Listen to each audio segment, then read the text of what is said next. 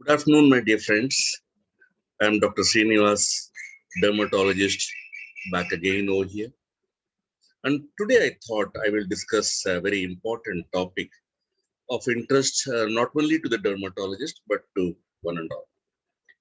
As dermatologists, many patients come to see us for various conditions, skin disease, ulcers, hair loss, and whatnot.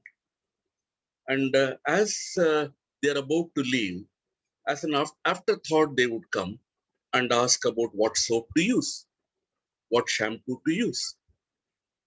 And unless one is knowledgeable about this, how they act, one cannot give a proper advice. And an off the cuff or off advice, just use this soap, that soap, is not a right way. One should give an advice based on solid knowledge. So today I'm going to tell you so that you can understand the basic things about cleansers, soap, and shampoos. It depends on what you believe. God possibly said, "Let there be light," and then there was light. And when there was light, life came into existence. The trees came, the plants came, the trees came. The trees died, the trees fell, and they provided potassium hydroxide, which is necessary for ash, the wood ash. And that is very essential for soap. And also, animals came, trees came, fruits came, they gave oil, animals gave fat.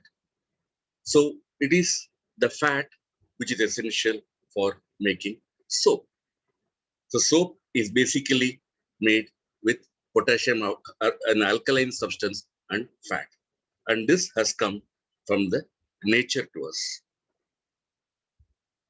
So how did this evolve? Like a story always helps one remember how things happen. It doesn't matter whether the story is true or not. We have so many fables, we have so many tales. Some may be true, some may not be true. But nevertheless, they teach us lessons which are easy to remember, even if not historically correct. So let us go through that. In Italy, there is a mountain known as Mount Sappho. And this Mount Sappho has got temples where people would go and pray. And for fulfillment of their wishes, they would sacrifice animals.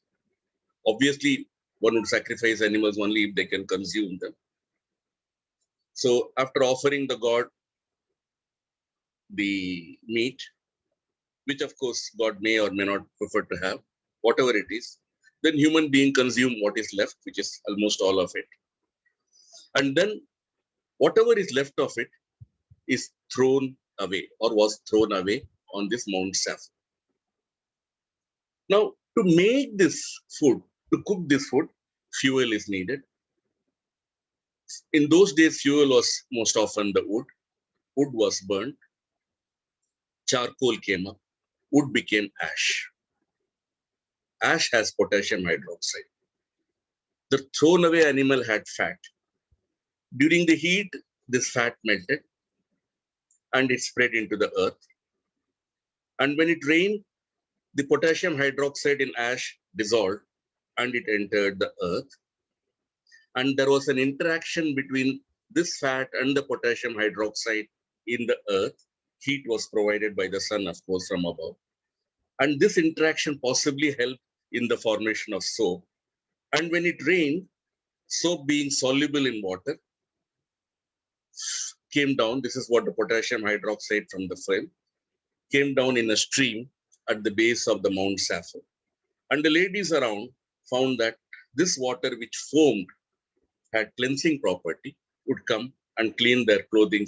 And then, because of the wetting action or the surfactant action of the soap, cleansing became much easier than just with water. So, this possibly was how the soap evolved. As I told you, it may or may not be. But then you have got two things right: the need for fat, the need for potassium hydroxide, and the need for heat for making soap. Soap fat can be broken down into emulsifying agent, can be broken down into small droplet, and most of the dirt are fat soluble. So dirt will get dissolved by these fat droplets. This is how soap was made. And in those days, these are the baths in the Roman bath. Romans had bath. For many countries had banned bath. It was the Greek physician Galen in the 18th century chemist who was the first to have written about soap for body use.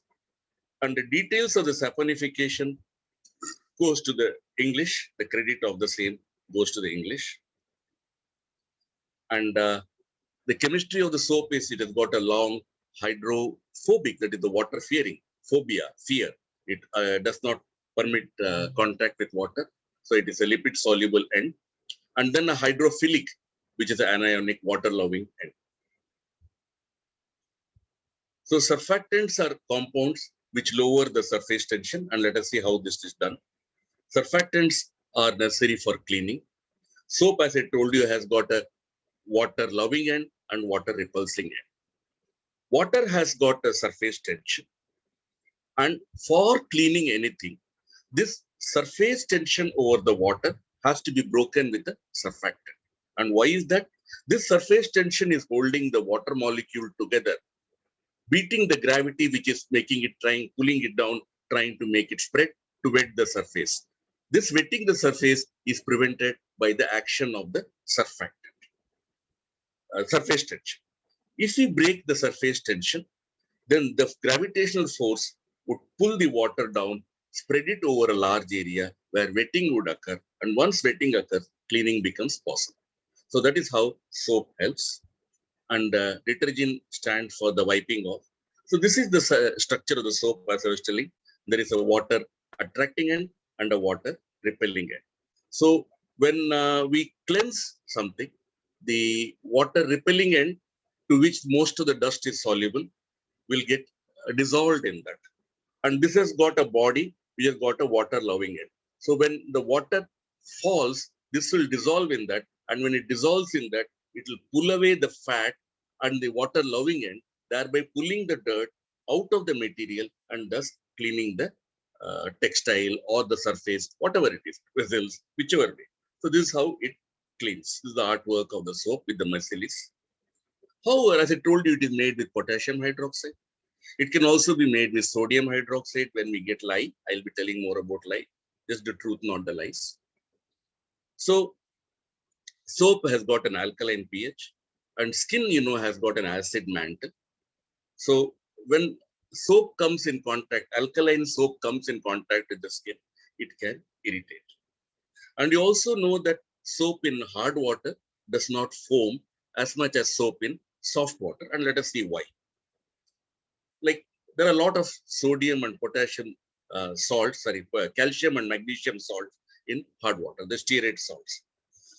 The sodium and potassium salts forms the stearate, sodium stearate, potassium stearate are formed, and this makes the hard water soft. So if there is a lot of calcium and magnesium, most of the soap is consumed by the calcium and magnesium, and less is available for the cleansing action because that becomes a salt and gets eliminated and deposited. And so the soap does not foam but forms scum, which you see on the sides of the lakes where people wash their clothes. Soap or a synthetic detergent, the various available in the market can be as bars, syndet bars, cleansing lotion, the shampoos, etc. Then there are soaps which are super fatted soap with triglycerides, lanolin, paraffin, stearic acid, mineral oils, which provide a protective film on the skin. So as they clean, they leave so that they prevent the drying. So super fatted soap can, to some extent, prevent the drying. The synthetic detergent which I was telling is not same as the alkaline soap which we use. These are the synthetic petrolatum one. These two this has got a pH which can match that of the skin, and I'll come to it little later. The common soap which I told you can be a lye, which is made by the hot process using sodium hydroxide, which is basically used for cleaning the clothes. And you will see that many of the washer women or people using those soap can develop hand dermatitis.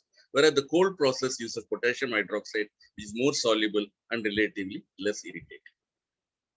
So alkaline pH can irritate more. Skin pH, as I told you, is slightly acidic. The various surfactants, which I told you, can be anionic. Apart from anionic, it can be cationic, it can be amphoteric or non-ionic. The anionic, the most commonly used one is the sodium lauryl sulfate. The others are the laureth sulfate, and then a lot of unpronounceable names, sodium taloate, sodium cocoate, and cationics are the acrylates, stearate, methacrylate polymers. Amphoteric are the non-ionic are there. Of that, the most irritant one which is used is the sodium lauryl sulfate, the angry one, which can irritate. There are many anionic which can also cleanse, may not be as effectively as sodium lauryl sulfate, but they do not irritate the skin. So these are the ones that are used for making the synthetic detergents. So we have a anionic one, we have a cationic, we have an amphoteric or ardhanari, which is little bit of both, or non-ionic, which can be asexual. These are the various synthetic detergents. The advantage of synthetic detergents over the regular alkaline soap is this has got a pH of 4.5 to 5, which matches that of the skin, and so will not cause a very alkaline induced irritation on the skin. How important that is, I'll come to that. Whether it is important or not also, I will tell you. And when it is important also, I will explain. So the various soaps available in the Indian market are this, and we looked out and found out this is the information. And much of the credit for finding out all this, working on all this, goes to my credit to my colleague, Dr. Chamboli Lakshmi, who was working with me at my institute.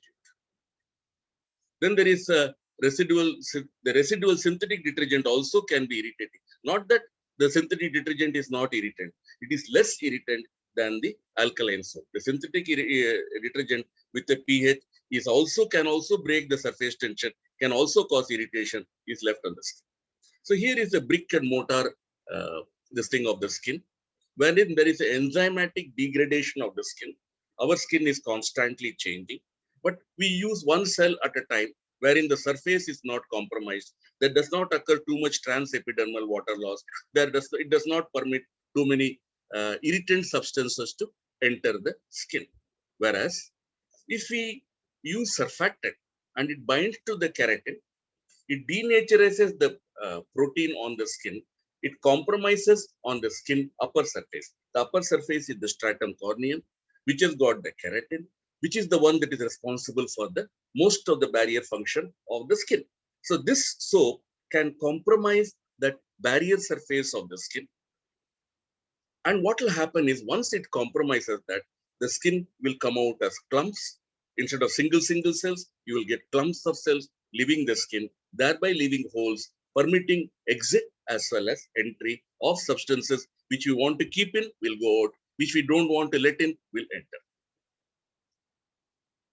So when we use a synthetic detergent, this is relatively less as compared to the regular alkaline soap.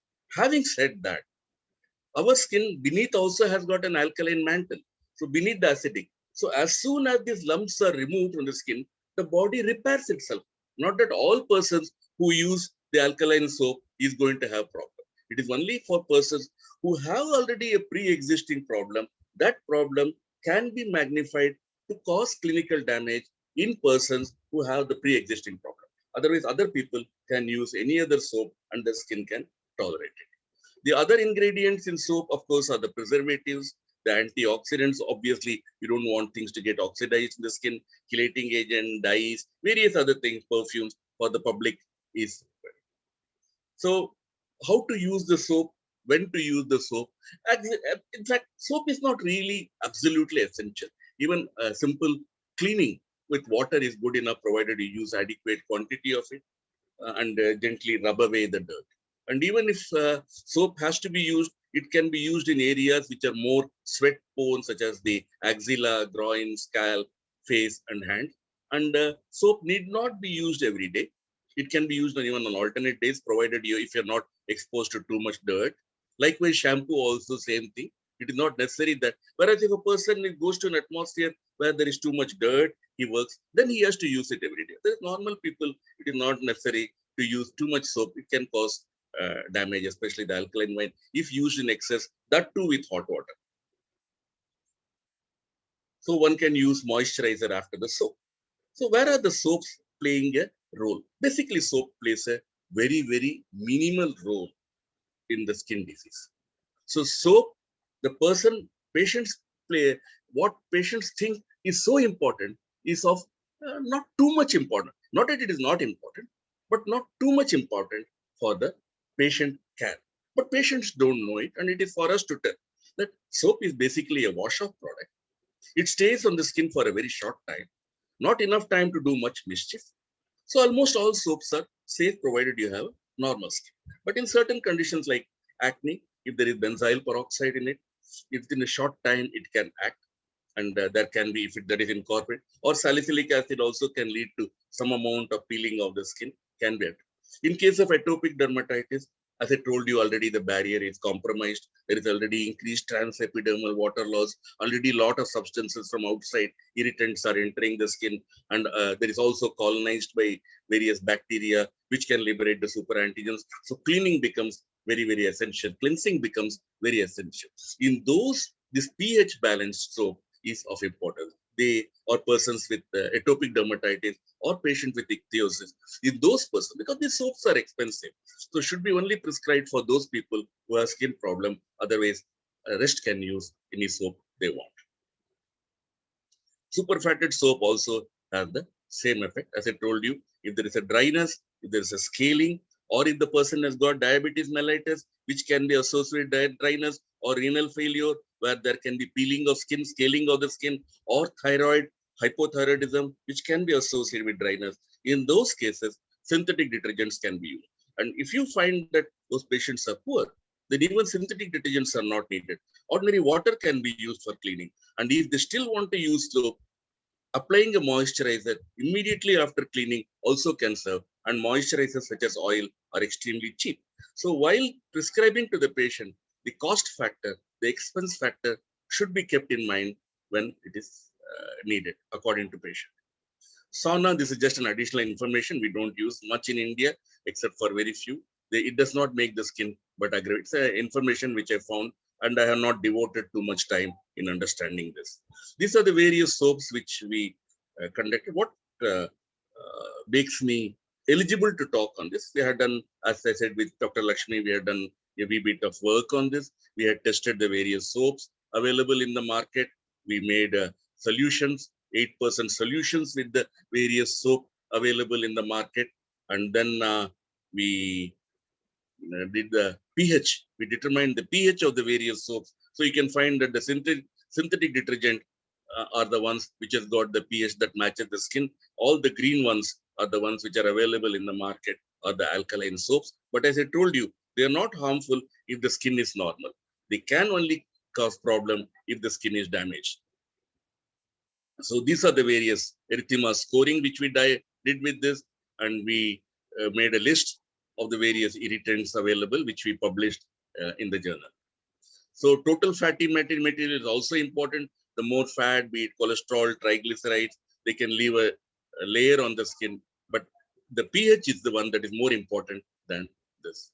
Then what is this shampoo? Shampoo is basically a mixture of surfactant, mostly potassium salt, with the various conditioning agents which can be used for cleaning.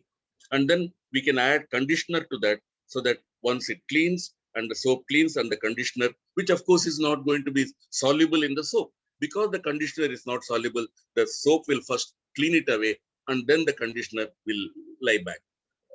It comes to my mind, will not that conditioner which is there prevent the cleansing? They say no, and I am not a soap technologist to really contradict them. They say that it gets laid, the soap will clean, and the conditioner. And we do find that when a person uses or a soap with the conditioner, the surface remains relatively more oily than without. This, of course, is the hero of the story for the cleansers. The most important cleanser is the water, which is the most essential thing. in life. And there are certain skin conditions you might be interested in knowing can be even get irritated by the water, so that the skin becomes very, very sensitive. So we have to be careful as to how we treat our skin. So be gentle with your skin. Be careful. Do not use too many harsh things. Uh, be careful with the amount of cosmetics you use. Be careful with the procedures which you undergo. Make sure that the procedures you undergo is not going to harm the skin. Make sure that the procedures which you go does not remove the barrier of the skin, because when you're peeling the skin, possible that the barrier will go off and the loss of barrier can cause damage.